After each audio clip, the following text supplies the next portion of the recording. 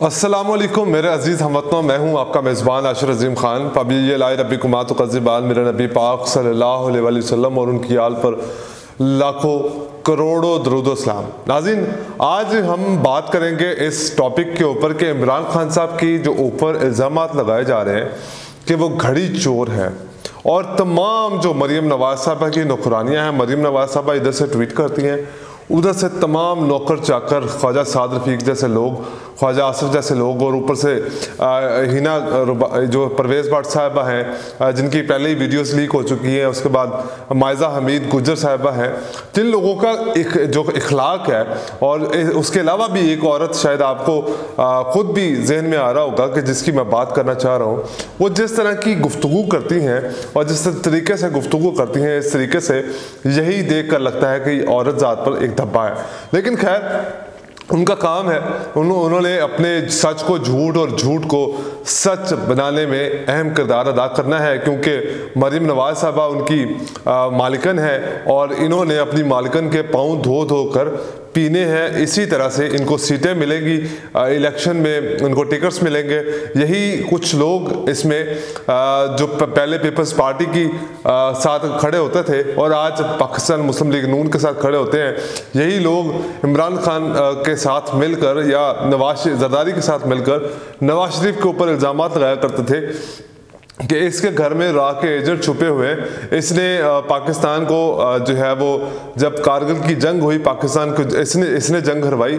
लेकिन आजकल वो, क्योंकि मरीम नवाज़ की नौकरानी उनको मिल गई है, मरीम नवाज़ के पाँव धोकर पीने के लिए उनको मिल गए हैं, तो आज वो उनके साथ खड़े हैं। आज खैर सारी जो ये तमाम जो खोते जो है ना, जिनको पटवारी खोता कहा जाता है, वो तमाम लोग जो हैं इस वक्त इमरान खान की घड़ी चोरी के ऊपर बात कर रहे हैं और कह रहे हैं रसीदें दो। मैं इसके ऊपर भी आता हूँ। खैर, मैं सबसे पहले उस बात का सवाल पूछना चाहता हूँ कि तोशा खाना से फ्रॉड करके जो गाड़ियाँ ली गई उनका हिसाब है। पाकिस्तान से शहबाज शरीफ साहब ने जो साफ पानी में करप्शन की उसका हिसाब है, उसकी रसीदें दे दे। शहबाज शरीफ साहब ने जो ऑरेंज लाइन ट्रेन के अंदर करप्शन की, जो मेट्रो बस के अंदर करप्शन की, उसका हिसाब है। जो पाकिस्तान को मिलने वाली इमदाद थी, खैरात थी, ज़कात थी, उसमें से अपने दामाद को हिस्सा दिया, उसका कोई जवाब है? इमरान खान तो जवाब दे देगा, क्योंकि इमरान खान ने तोशा खाना से कानून के मुताबिक वो घड़ी खरीदी, और वो घड़ी खरीद कर जब घड़ी उसकी हो गई तो वो किसी को भी बेच सकता है। ये कानूनी अगर चाराजोई देखी जाए तो कानून के मुताबिक वो बिल्कुल अपने हक पे है। लेकिन जियो न्यूज़ इस वक्त जो है वो बहुत बड़ा प्रोपेगेंडा कर रहा है। लेकिन मेरे कुछ सवाल हैं। ये लोग वो लोग हैं जो इमरान खान के ऊपर इल्ज़ामात लगा रहे हैं, जिनका बाप करप्शन के केसेस में पकड़ा गया था। शहबाज शरीफ साहब शरीफ ख़ानदान का जो है सबसे बड़ा मुजरिम, वो इनका बाप शरीफ तो खुद था। उसके बाद उनके बेटे देख लें, नवाज शरीफ साहब पाकिस्तान से मफरूर हैं, इश्तिहारी हैं, मुजरिम हैं, और पाकिस्तान की अदालतों को मतलूब है। इस बंदे को जेल हुई थी और ये अपना बंदा अपनी बेटी और बीवी को ज़मानत के तौर पर रखवाकर मुल्क से बाहर फरार हो गया था।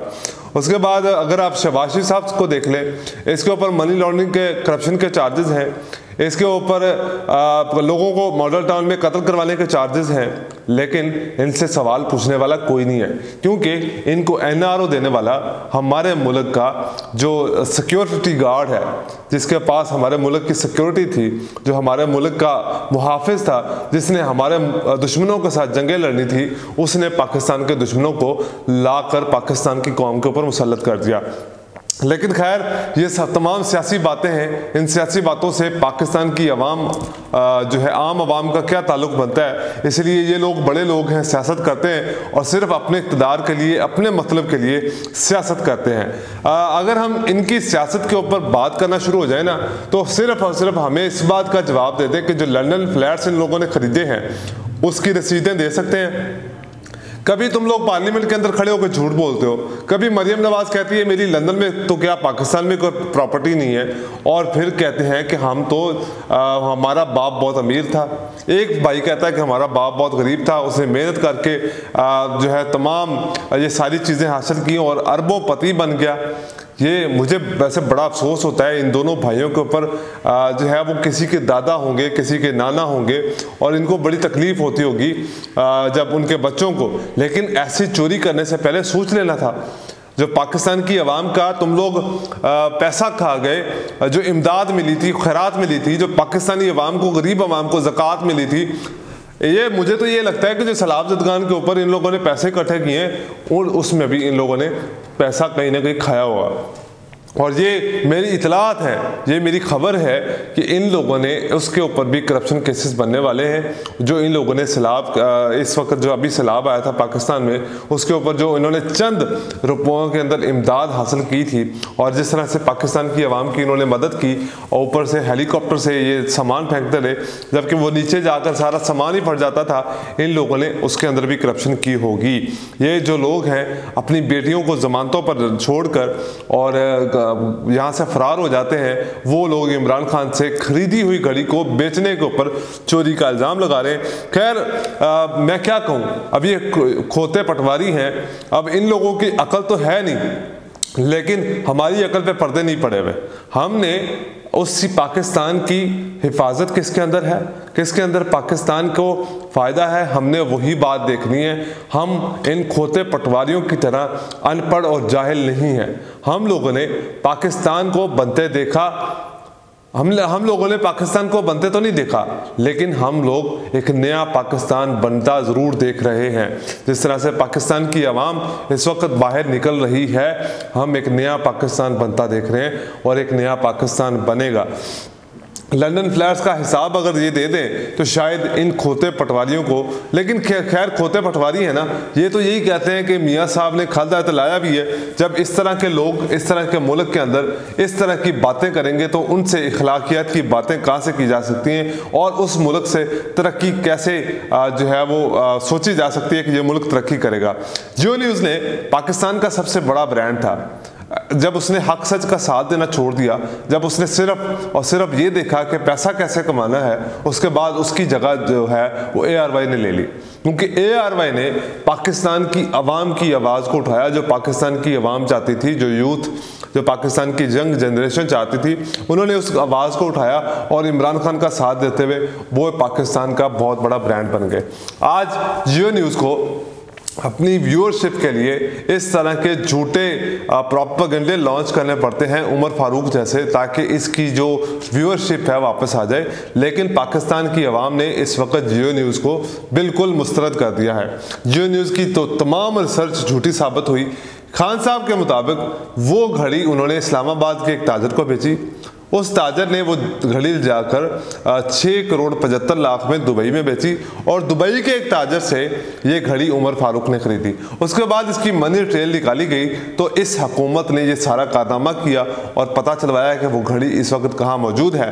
जो शख्स पाकिस्तान की अदालतों को मतलूब है, जिस तरह के हमारे पाकिस्तान का जो लीडर है सबसे बड़ा मियाँ नवाज शरीफ साहब पाकिस्तान से मफरूर है, वैसे ही उनके हवारी हैं, वैसे ही उनका सपोर्ट करने वाले हैं। तो जब इनकी सपोर्ट में कोई भी बाहर आता है तो यही लगता है कि सबसे पहले कि ये कितना बड़ा मुजरिम है। पाकिस्तानी अवाम की नजरें इसी बात पर होती हैं कि सबसे पहले ये देख लो कि ये मुजरिम कितना बड़ा है। और वही बात हुई कि वो पाकिस्तान की अदालतों को भी मतलूब था, वो अमेरिका की अदालतों को भी मतलूब था, वो और भी दूसरे ममालिक हैं उनकी अदालतों को भी मतलूब था, और यहाँ तक कि अपने बच्चों के बेचकर खा गया ये शख्स, वो इमरान खान के ऊपर इल्ज़ाम लगा रहा है। इमरान खान साहब ने 3.5 साल के अंदर इस तमाम जमातों को सोचा था कि इस गंद को मैं साफ़ करूँगा, लेकिन वो 3.5 साल के अंदर इस गंद को साफ़ तो नहीं कर पाए, लेकिन इस गंद को वो इकट्ठा ज़रूर कर गए हैं। वो इन लोगों को इक़्तिदार के भूखे हैं, जो पैसे के भूखे हैं, जिन लोगों ने करप्शन की है, जिन लोगों ने पाकिस्तान की आवाम का पैसा, खून पसीने का पैसा खाया है, उन लोगों को इमरान खान साहब ने एक जगह पर इकट्ठा कर दिया है। अब सिर्फ और सिर्फ काम ये रह गया कि इक़्तिदार में वापस आने, इक़्तिदार में वापस आने के बाद इस कूड़े को, इस कचरे को, इस गंदगी को सिर्फ और सिर्फ एक आग लगानी है और वो आग इन लोगों की नस्लों को खा जाएगी। साथ में तमाम वो मीडिया जो इस वक्त इस झूठे प्रोपेगेंडे का हिस्सा बन रहा है, पाकिस्तानी अवाम ने तो उसको रिजेक्ट कर दिया है, लेकिन पाकिस्तानी अवाम अभी तक बड़े ही सब्र और तहम्मुल से इस बात का मुजाहरा कर रही है कि पाकिस्तानी जो हैं वो अभी सिर्फ इमरान खान की बागदौड़ के अंदर ही इनसे अपना हक हासिल करें। लेकिन जब पाकिस्तान की अवाम के अंदर एक ये शऊर पैदा हो गया कि इमरान खान साहब के साथ मिलकर उनको भी खुद भी कुछ करना है, तो फिर पाकिस्तान की आर्मी फोर्सेस, पाकिस्तान की तमाम इंटेलिजेंस फोर्सेस से उनके हाथों से ये बात निकल जाएगी और पाकिस्तान की अवाम कंट्रोल करना मुश्किल हो जाएगा। इससे पहले ये जितना गंद फैलाना चाहते हैं फैला लें। इमरान खान के ऊपर गंद फैलाने की बजाय अगर ये पाकिस्तान की इकॉनमी के ऊपर काम कर लेते तो शायद पाकिस्तान इस वक्त बेहतर हालत में होता है। और पाकिस्तान के ऊपर जो कर्जे बढ़ते चले जा रहे हैं और जो दिन ब दिन इसहाक डार साहब को इसलिए लाया गया था कि वो बड़े तजर्बाकार हैं और उन लोगों ने जो है वो आके इस मुल्क को संभालना है और इस मुल्क की मईशत को ठीक कर लेंगे। हमें यही बताया जाता रहा कि उनके पास 35 साल का तजर्बा है। लेकिन पिछले 2013 से 2018 के अंदर तमाम सहाफ़ियों को ये भी बताया जाता रहा कि जो पाकिस्तान की मईशत की तबाही का जो सबसे मेन बड़ी वजह है वो इसहाक डार है। लेकिन हमने फिर भी इसहाक डार को इसलिए लाकर पाकिस्तान के ऊपर मुसल्लत किया ताकि पाकिस्तान की जो चलती फिरती इकॉनमी थी, अच्छी हालत में जो चल रही थी, उसके ऊपर जो है वो बेड़ा गर्क किया जाए उसको। और इसमें पाकिस्तान के हैंडलर्स का बहुत बड़ा हाथ था और पाकिस्तान के हैंडलर्स को ये बात समझनी होगी, अपनी ख्वाहिशात को छोड़कर अब पाकिस्तानी अवाम की आवाज़ और उसके मैंडेट की हिफाजत करनी होगी, वरना ये पाकिस्तान की अवाम के दिलों से इन लोगों का डर भी ख़त्म हो जाएगा और फिर जो है तमाम जो चीज़ें हैं वो पाकिस्तान की अवाम अपने कंट्रोल में ले लेगी। ये घड़ी चोर का जो मामला है सिर्फ और सिर्फ तवज्जो हटाने के लिए, इसको इस बात से ध्यान हटाने के लिए किया गया है कि आर्मी चीफ की तैनाती के मामले के ऊपर, और पाकिस्तान जो सबसे बड़ी खबर है जो पाकिस्तान डिफ़ॉल्ट होने जा रहा है उसको सिर्फ सिर्फ उससे तवज्जो हटाने के लिए ये तमाम रिसर्च की गई। और उमर फारूक जैसे इंसान को, ये शख्स का एक तो नाम इतना प्यारा है कि हम इसको बुरा भला कहते हुए भी हमें जो तकलीफ़ होती है, लेकिन क्योंकि उमर फारूक अगर नाम है तो वो शख्स झूठ बोले तो फिर उसके ऊपर उस इंसान के ऊपर लान तान तो होनी चाहिए। मरीम नवाज साहबा की जो नौकरानियाँ हैं, अगर आप इनके देख लेना तो मरीम नवाज साहबा एक ट्वीट करती हैं, वो तमाम ट्वीट जो है वो तमाम नौकरानियाँ, तमाम नौकर जो हैं वो पाँव धो धो कर पीते हैं और उस ट्वीट को ऐसे फैलाने की कोशिश करते हैं आग की तरह, इमरानी फितना और पता नहीं क्या क्या चीज़ें बोलते हैं।